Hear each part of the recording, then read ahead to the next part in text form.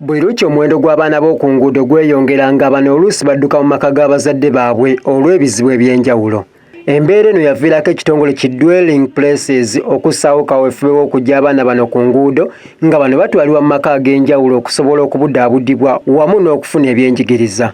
Mu nteekateeka zino, ekitongole kino era kitandiseewo kaweefube ow'okutambula okuva mu kibuga Kampala okutuuka e Napaaka okusobola okuggyamu ensimbi ezinaazimba essomero lya siniya abaana bano bye baba bajje ku nguudo okwongera okusomesebwa. To mobilize resources to sustain the 200 children that we had enrolled in Lomaratoit Primary School, and this birthed the Journey of Hope walk.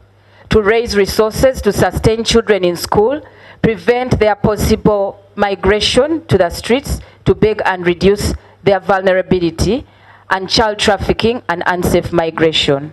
Kamalabyonna wa Buganda Charles Peter Mayiga yatongoza enteekateeka eno ku mbuga enkulu e Bulange Mengo nga baakutandika okutambula kilomita 400 okuva ng'ennaku z'omwezi lumu omwezi ogw'omusanvu omwaka guno okutuusa ng'ennaku z'omwezi 18 omwezi ogw'omusanvu omwaka guno.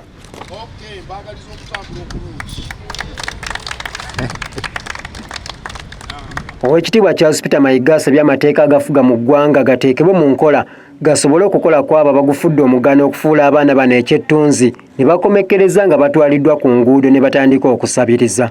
Bafuna ssente nnyingi. Baŋŋamba omuntu omu asobola okukuŋŋaanya 800 olunaku okuva ku baana abo, naye 800 ozikuŋŋaanya otya nga tolina kye wassaamu. Enfuga etambulira mu mateeka naye tulina ogifaako bwe tuba ab'okulwanyisa obulwadde buno. Omu mbuga era wano ategeezezza nti singa abaana bano baba beeyongera ku nguudo buli lukya, eggwanga lifuna okutya nti baba tebafuna bulungi bibayamba okufuuka abatuuze b'omugaso mu ggwanga. Ayogera ku biseera eby'omu maaso ateeka okufaayo ku baana, kubanga abaana ly'eggwanga erya leero n'ery'enkya. Naye bwe tuba n'abaana ku nguudo tufuna okutya, kubanga tebafuna birungo ebiri bayamba okubeera abatuuze ab'obuvunaanyizibwa. Baaba ekitongole kya Dwelling Places nga bakulembeddwa mu Luyita Kakemba ategeezezza ng'ekitundu kya Buganda kye kikyasinze okuvaamu abaana babeera ku nguudo.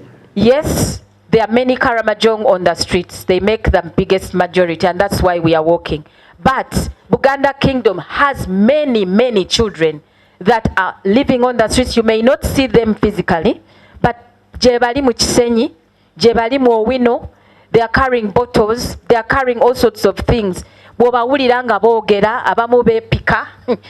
Kalo Nakibuule yabaddeyo ku Avuddeyo TV amasukkulumu.